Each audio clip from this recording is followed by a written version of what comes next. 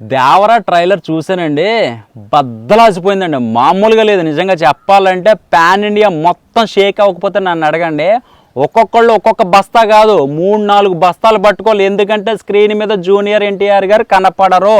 First day, second day, third day మొత్తం కనపడ్డు. మొత్తం పేపర్ల వర్షం అనమాట.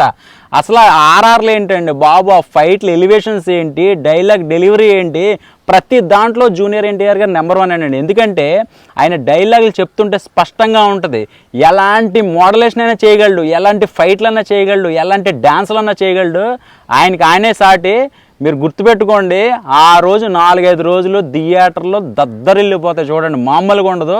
అసలు కొరటాల శివ గారు ఎలా డిజైన్ చేశారో కానీ ఆ రెండో క్యారెక్టర్ ఎప్పుడు దిగుతాడో తెలియదు కానీ, ఇంటర్వెల్లో దిగుతాడా, ఫస్ట్ హాఫ్లో దిగుతాడా, క్లైమాక్స్లో దిగుతాడో తెలియదు కానీ అమ్మ బాబు ఆ బ్లాక్ డ్రెస్సు, ఆ లుక్ నెక్స్ట్ లెవెల్ అనమాట.